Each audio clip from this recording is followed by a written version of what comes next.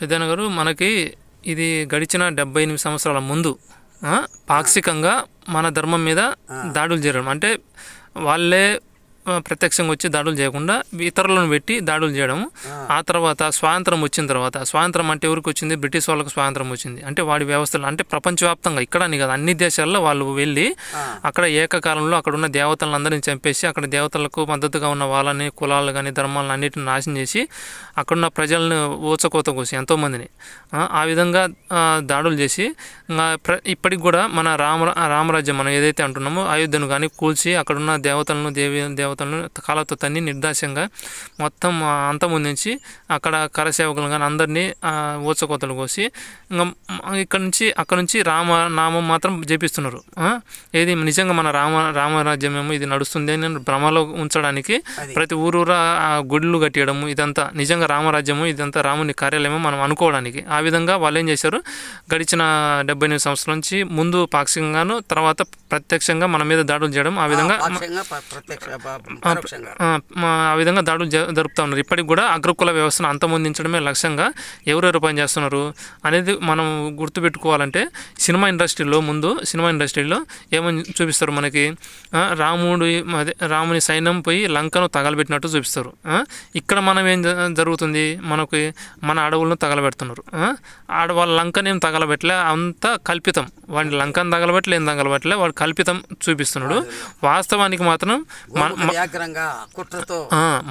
వాస్తవానికి జరుగుతుంది ఏంది? మన రామరాజ్యాన్ని మనకు సంబంధించిన అడవులను ఇప్పుడు మన అడవులు ఉన్న కావచ్చు, తర్వాత అమెజాన్ అడవులు కావచ్చు మనకు సంబంధించినవన్నీ, తర్వాత ఆస్ట్రేలియాలో ఉండే అడవులు కావచ్చు, మొత్తం ప్రపంచవ్యాప్తంగా ఉన్న మన అడవులు, మన ఆదివాసీ వ్యవస్థలు, మన మొత్తం వ్యవస్థలు ఏవైతే ఉన్నాయో అన్నిటిను అక్కడున్న ఆదివాసీ దేవతలను కావచ్చు అందరినీ కాళ్ళతో తన్ని చంపి వాళ్ళనందరినీ వాళ్ళ రాక్షస కార్యాలన్నింటినూ తీసుకొని రావడం మనం ప్రత్యక్షంగా చూడవచ్చు. ఏది అడవులను ఎందుకు తగలబెడుతుంది అంటే కాంక్రీట్తో అలకడం. అంటే కాంక్రీట్తో ఎవరుగా అలుకుతారు? రావణాసుడే, అంటే రావణ బ్రహ్మనే.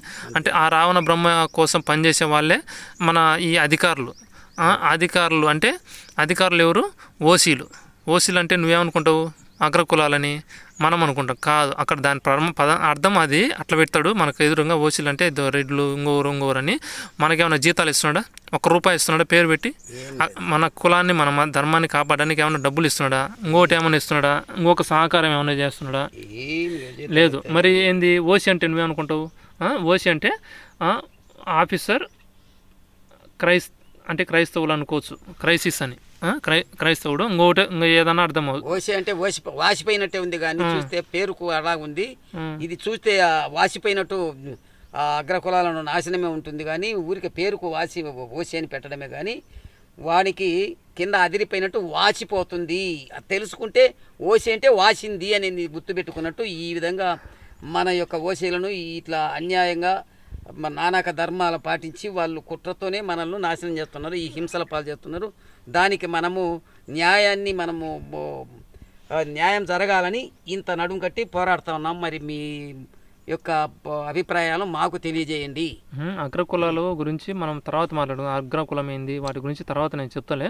అగ్రకుల వ్యవస్థను అంతమొందించడం కోసం రాష్ట్ర బలగాలు కావచ్చు, కేంద్ర బలగాలు కావచ్చు, అంతర్జాతీయ మామూలుగా బ్రిటిష్ తీవ్రవాదులు కావచ్చు, ఏదైతే సిలువ వేస్తున్నారో వాళ్ళు కావచ్చు. సిలువ దేనికి వేస్తున్నారంటే ధర్మానికి సిలువ వేస్తూ అధర్మానికి పెంచి పోషిస్తున్నారు కొవ్వొత్తి పట్టుకొని. అంటే వాళ్ళు కూడా ఈ పోలీసు వాళ్ళు ఎవరు? ఓసీలు అంటే ఆఫీసర్ క్రైస్తవనం, క్రైసిస్ ఏదో ఇంకా దాని అర్థం ఏదన్నా అనుకోవచ్చు. తర్వాత దాని పూర్తి అర్థం చెప్తానే. బీసీలు అంటే బ్రిటిష్ క్రిస్టియన్ అనమాట. ఎస్సీ అంటే ఇంకా దాని అర్థం ఒకటి ఉంది. ఎస్టీ అంటే ఎస్ తర్వాత నేను చెప్తాను ఎస్ అంటే ఏందో. టీ అంటే ఏంటంటే సిలువ అనమాట. సిలువకి వేయడం. ఎవరిని సిలువకి వేస్తారు? మంచిని సిలువకి వేయడం, దుర్మార్గాన్ని పెంచిపోయించడం. ఆ క్రమంలోనే అగ్రకుల వ్యవస్థను కావచ్చు మొత్తం ఈ వ్యవస్థ ఏదైతే ఉందో వాటిని చిన్నాభిన్నం చేయడం కోసం ఓసీలు, బీసీలు, ఎస్టీలు అట్లా అలాగనే ఆ పేర్లు మనకు సంబంధించినవి కదా వాళ్ళకు సంబంధించినవి. దాంట్లో ఈ పేర్లు చెప్పి ఏమైనా వీళ్ళకు ఆ కులాలకు సంబంధించి కానీ ఏదైనా జీతం ఇస్తున్నాడా? ఇంకొకటి ఏమన్నా రక్షణ కల్పిస్తున్నాడా? వాళ్ళ ఏది జీవనోపాధికి ఏమన్నా ₹4 ఏమైనా డబ్బులు ఇస్తున్నాడా? ఏమి ఇస్తున్నాడు? ఏమి ఇట్లా ఇవ్వకపోయినా కానీ వాళ్ళు విభజించి దాడులు చేస్తున్నారు. ఏది అన్ని కులాలు ఏది ఈ మొత్తం వ్యవస్థ ఏదైతే ఉందో అది అదంతా రఘుకులానికి సంబంధించినవి. ఈ మొత్తం వ్యవస్థలు ప్రపంచవ్యాప్తంగా ఆదివాసీ వ్యవస్థలు కావచ్చు అన్ని దైవ కార్యానికి సంబంధించినవి ఇవన్నీ. ఎన్ని లఘు కులాలు మధ్యలో వచ్చేసిన వీటన్నిటిను అంతం చేసి వాడి రాక్షస సామ్రాజ్యాన్ని స్థాపించడం కోసం ఈ కుయుక్తులన్నీ పన్నుతున్నారు. అందులో భాగమే అగ్రకుల వ్యవస్థను టార్గెట్ చేస్తూ నక్సలైట్లు పనిచేస్తున్నారు, కమ్యూనిస్టులు పనిచేస్తున్నారు, సోషలిస్టులు పనిచేస్తున్నారు, క్యాపిటలిస్టులు పనిచేస్తున్నారు. తర్వాత మొత్తం మతం పేరుతో ఈ మతాలను ఏవేవైతే మతాలు ఉన్నాయో అన్ని మతాలను కంట్రోల్ చేసేది రాక్షసులే. అయితే హిందూ మతాన్ని కావచ్చు, క్రైస్తవ మతాన్ని కావచ్చు, ముస్లిం మతాన్ని కావచ్చు, అన్ని రకాల మతాలు ఏ మతాలు ఉన్నాయో, సిక్కు మతం కావచ్చు, అన్ని మతాలను మళ్ళీ ఆ రాక్షసులే కంట్రోల్ చేసేది. మరి ఆ రాక్షసులు కంట్రోల్ చేసినప్పుడు చివరికి ఏమొస్తుంది? మళ్ళీ రాక్షస వ్యవస్థనే రూపుదిద్దుకుంటుందిగా. ఇప్పుడు ఈ రామరాజ్యం అంటారు, ఆ రామరాజ్యం పేరును పైన ఎవరైతే కంట్రోల్ చేస్తున్నారో వాళ్ళు ఎవరు? రాక్షసులకు కొమ్ము కాసి వాళ్ళే. కిందకు వచ్చేటప్పటికి రాక్షస వ్యవస్థనే రూపుదిద్దుకుంటుంది. అట్లా మొత్తం ప్రపంచవ్యాప్తంగా ఈ దుర్మార్గపు దాష్టికాలను దృష్టి మరల్చడం కోసం వీళ్ళు ఏం చేస్తారంటే ఎక్కడైనా ఘటన జరుగుతుంది కదా, అగ్రకులాలు వీళ్ళ మీద దాడులు వాళ్ళు చేయించరు. వాళ్ళు ఈ మాఫియా చేపిస్తుంది వాళ్ళతో. ఏంటంటే ఏదో ఒక రకంగా వాళ్ళని తిట్టడం కానీ ఏదో ఒకటి అదే అంతా వాళ్ళకి కుయుక్తి అనమాట. వాళ్ళ కుట్టడము. ఇప్పుడు ఏదైతే నాగర్ కర్నూలులో జరిగిందో అదంతా వీళ్ళు దగ్గరుండి చేయించిందే. అంటే అదంతా వీళ్ళ అంటే అగ్రకులాలను టార్గెట్ చేయడం కోసం అగ్రకులాల మనుషులను పెట్టి అంటే మనుషులు పెట్టి వాళ్ళతో ఆ విధంగా దాడులు చేయించి తర్వాత వీళ్ళకి డబ్బులు ఇస్తారు.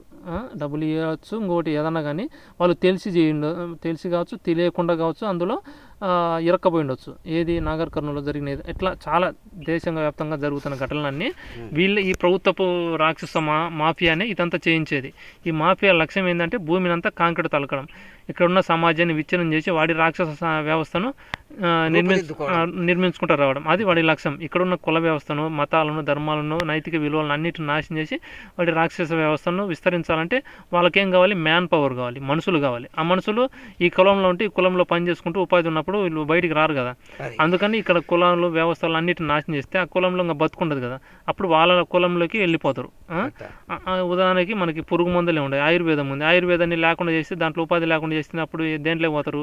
వాళ్ళ డ్రగ్లు దాంట్లోకి పోతారు. ఏది కెమికల్ డ్రగ్ అండ్ ఇవి ఉన్నాయి కదా డ్రగ్స్, ఇప్పుడు టాబ్లెట్లు కానీ ఇవన్నీ తయారు చేసి అవన్నీ అంటే నేను అవన్నీ పనికి రావు అని నేను చెప్పను. కానీ ఇక్కడున్న ఏదైతే ఆయుర్వేదం ఉందో దాన్ని నాశనం చేయడం, ఎస్ఐలను పెట్టి, సీఎల్ని పెట్టి, డీజీపీలను పెట్టి, మొత్తం ఫోర్స్ని పెట్టి ఆయుర్వేదాన్ని నాశనం చేశారు. సినిమా ఇండస్ట్రీ కానీ దీంట్లో పూర్తిగా కొమ్ము కాసింది. అంటే ఇది మనకు రోగాలు రాని సమాజం ఉండేది అప్పుడు ఏం రోగాలు పెద్దగా వచ్చేటివి కాదు. చాలాంత వరకు తెలియని రోగాలు తప్ప మామూలుగా వాళ్ళ రోగాలను కూడా వీళ్ళ పుట్టించేదే జనాలకి. అది కూడా పూర్వం ఆ విధంగా వ్యవస్థలు ఉండేటివి. మామూలుగా సహజంగా కనుపు జరిగేది. ఇప్పుడు పేగులు కోయకుండా కానుపోయే పరిస్థితి కూడా లేదు. అంటే ఆ విధంగా వ్యవస్థను రాక్షసులకు అనుకూలంగా విస్తరించడం కోసం ఇక్కడ ఉండే కులంలో ఉపాధి ఉంటే వాళ్ళ కులపు అంటే ప్రభుత్వ కులాలు ఏవైతే ఉన్నాయో మొత్తం అన్ని రాక్షస కులాలు వాటిని ఏదైతే పెంచి పోషించాలన్నా, వాటిలలో పనిచేయాలన్నా, వాటి కార్యాలను ముందుకు నడిపించాలన్నా ఏం కావాలి? మ్యాన్ పవర్ కావాలి. అందుకని ఇక్కడున్న కులాలను విచ్ఛిన్నం చేసి ఇక్కడున్న మనుషులందరినీ ఈ కులంలో పనిచేసే వాళ్ళందరినీ వాడి కులంలో కలుపుకుంటున్నారు. అది ఇక్కడ ప్రస్తుతం జరుగుతున్న దుర్మార్గాలు. మీరు ఏదో చెప్పాలనుకుంటున్నారు, మీరేదో కత్తి అంటున్నారు ఇందాక, అదే కత్తిలాగా చెప్పండి. అంతా కూడా ఈ సమాజము చేసేటువంటి ఈ మోసాలు, ఈ దాడులు, ఈ అక్రమాలు చూడబోతే అంతా తేనెబూసిన కత్తిలాగా కనిపిస్తుంది. కానీ వేరే విధంగా న్యాయాలు ధర్మం కానీ అటువంటివి కనిపించకుండా మరి ఈ సమాజం మరి ఎలా బాగుపడాలి అనేటువంటి ఆ యొక్క ఆలోచనకు కొంతవరకైనా కానీ లేదన్నట్టు కనిపిస్తుంది తప్ప చూడబోతే యథాతథంగా అర్థమే కావడం లేదు. కాబట్టి దీని మీద మీరు మరి మీ అభిప్రాయాలు మాకు తెలియజేసి మనమందరం కలిసికట్టుగా ఒక మంచిని పెంచి పోషిద్దాం, రక్షిద్దాం అనేటువంటి ఆ పట్టుదలతో మేమున్నందుకు మాకు మరి సహకరిస్తారని మేము ఆశిస్తున్నాం. మరి మీ నుంచి వచ్చేటువంటి అభిప్రాయం మాకు తెలియజేయాలి.